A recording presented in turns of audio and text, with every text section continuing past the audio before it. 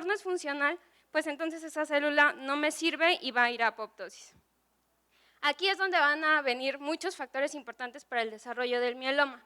Una vez que la célula reconoce a un antígeno, lo que necesita es especializarse para reconocer ese antígeno en particular. Y ese antígeno en particular va a ser diferente a otra infección, ya sea viral, bacteriana, etc.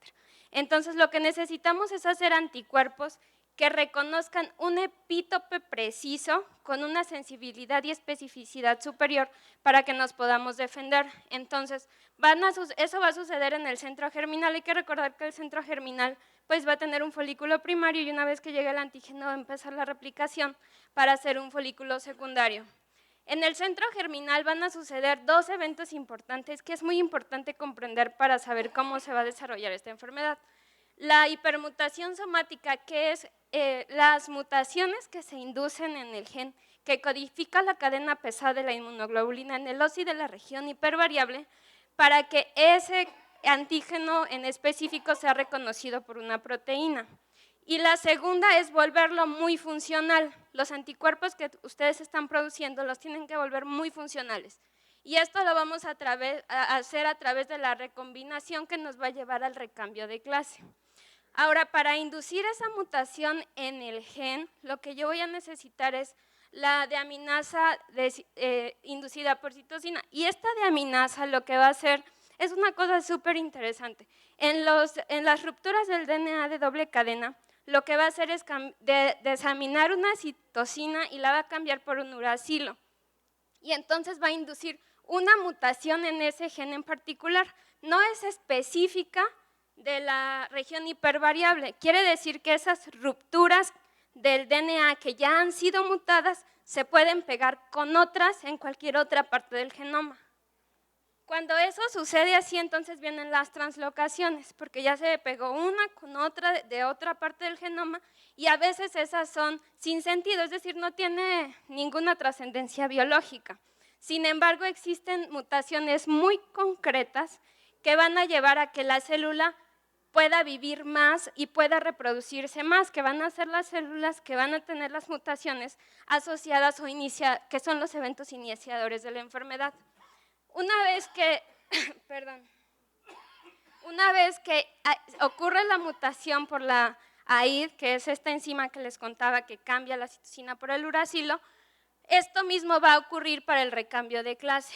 Esto mismo también puede ocurrir en el arreglo BDJ. ¿Se acuerdan cuando era lo de la cadena, lo de la fase antígeno independiente? Pero eso es en un subgrupo muy especial de pacientes con mieloma que además tienen mal pronóstico. La mayoría de los pacientes van a tener una mutación en este nivel.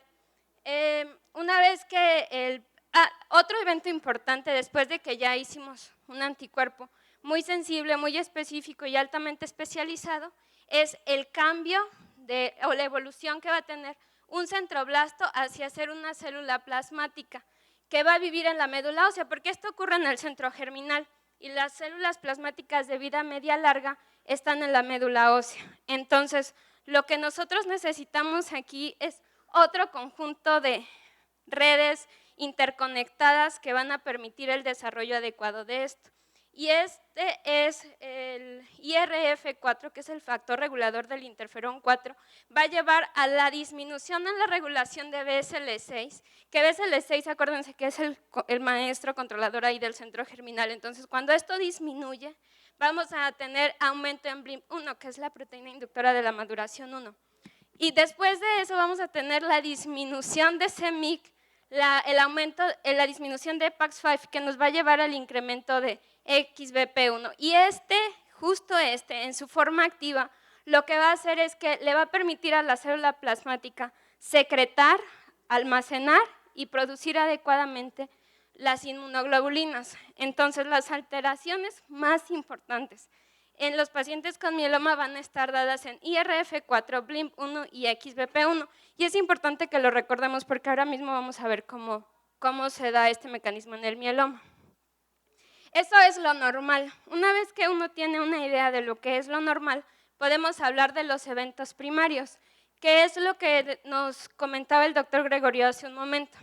Entonces, en el centro germinal van a ocurrir los eventos primarios. Ya explicamos cómo ocurren las translocaciones, que están dadas por las mutaciones de AID, y también van a ocurrir hiperdiploidías. La neuploidía es la más común en el mieloma, las hipodiploidías son las de peor pronóstico, y esto es importante que lo sepamos. Por ejemplo, en los pacientes que tienen gamapatía monoclonal, de significado incierto, la translocación 414 puede estar en el 1% de los pacientes con MGUS y hasta el 12% de los mielomas, pero de ellos la mediana de progresión va a ser a los 28 meses, a diferencia de los que tienen 11-14. Esto quiere decir que los pacientes que tienen esta translocación en particular seguramente son más susceptibles a tener un evento desencadenante secundario que va a llevar al desarrollo de mieloma múltiple.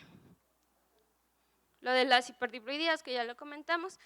El 35% de los pacientes va a tener hipodiploidías, el 38% de los pacientes hiperdiploidías, 14% moderadas. Entonces entre las moderadas y las hiperdiploidías totales pues va a ser un número mayor al resto de las alteraciones. Los eventos biológicos secundarios se van a caracterizar por otras anormalidades en los números, como las trisomías 3, 5, 7, 9, 11, 15, 19. Las alteraciones epigenéticas, como una hipometilación general del DNA y mutaciones adquiridas en ciertos genes. Y esto es sumamente interesante porque se han identificado con todo este conocimiento hasta 10 subgrupos de tipos de mieloma, lo que nos hace ver que el mieloma múltiple pues es un grupo de enfermedades que comparten en subgrupos ciertas características biológicas, pero el fenotipo es el mismo. Lo que nosotros estamos viendo en el paciente es lo mismo, es falla renal, lesiones líticas, hipercalcemia, pero biológicamente son diferentes.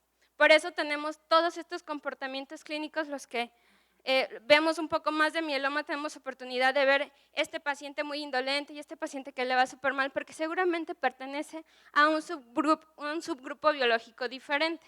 La translocación 11-14 se expresa en el 14% de los pacientes y está asociado a alteraciones de la ciclina D1, y el 4-14 a la sobreexpresión del factor de crecimiento de los fibroblastos tipo 3, y 14-16 involucra MAF. Y esto es importante porque cuando se analizaron la secuencia de todos los pacientes, fueron 496 creo, pacientes que se les analizaron todo el genoma, se dieron cuenta que había 15 genes que estaban particularmente involucrados en el pronóstico de esta enfermedad.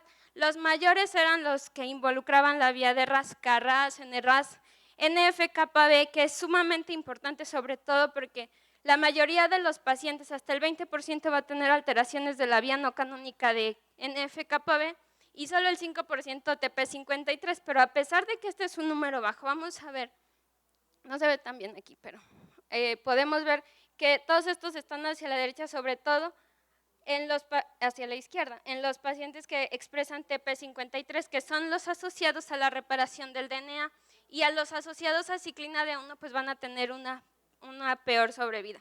Y esto es importante porque se va a traducir en la señalización celular. La señalización celular está profundamente involucrada en las alteraciones citogenéticas de los pacientes. Y aquí no se ve también, pero esta es la vía de NF-κB, la vía canónica y no canónica.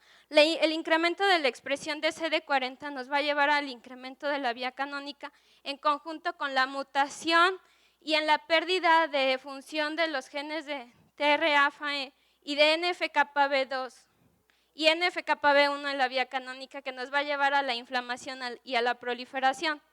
Los que están más asociados a la proliferación, ya se acuerdan, esta es la imagen inicial de los 15, son KRAS, NRAS y BRAF, y ellos van a tener implicaciones en las vías de MAP-sinasa que nos van a llevar a la proliferación de una célula. También vamos a tener alteraciones. Cuando vimos lo de BSL6, BLIMP1, PAX5, XBP1, estamos aquí. Las mutaciones que tiene el factor regulador del interferón van a llevar a que esta célula tenga un fenotipo y una plasticidad diferente y que este paciente pues tenga una mayor replicación celular, y también va a tener alteraciones en el metabolismo energético, porque, vamos a tener alteraciones en MYC y en MAX, pero también vamos a tener las alteraciones ligadas a ciclina D1, ciclina D2, ciclina D3, que van a llevar a la fosforilación de la proteína del retinoblastoma, y de ahí va a liberar al factor de transcripción para que éste pueda inducir a la célula hacia el ciclo celular. Y también vamos a tener alteraciones en MAF y MAFB, que es el homólogo B, y esto va a llevar a que la célula pues tenga una mejor migración y a un mayor ciclo celular. Y la parte de la epigenética. La parte de la epigenética, que ya habíamos dicho que está relacionada a la hipometilación global y la hipermetilación de ciertos genes específicos, que nos va a llevar pues a que este DNA se pueda transcribir y después convertir a RNA, y esto nos va a llevar al incremento de la función de AID. Y si recordamos que AID inicialmente era la que nos estaba originando que cambiar la citosina por un uracilo nos llevará a mayores translocaciones, esto va a perpetuar nuevas translocaciones que van a desencadenar los eventos secundarios al que ustedes ya tenían originalmente. Y además vamos a tener la participación de los microRNAs. Esto es una cosa increíble también, porque el microRNA 19 y el 29 están estrechamente ligados con SOX1, que es el inhibidor de JAK, y STAT3 con microRNA 21, que inhibe a su vez al inhibidor de STAT3, y esta célula pues entonces va a tener una mayor capacidad de crecimiento y de sobrevida. Entonces esto es como un breviario de lo que acabamos de decir. Podemos tener estos dos modelos, que son los pacientes que son con translocaciones, que no son hiperdiploides, o los hiperdiploides, y estos a su vez van a estar estrechamente relacionados a las mutaciones en todos estos genes que son compartidas, no son exclusivas, y aquí en medio pues está la de lesión del 17P y TP53, y como vemos, por ejemplo, y como mencionamos hace un momento, aquí está NRAS, KRAS, que están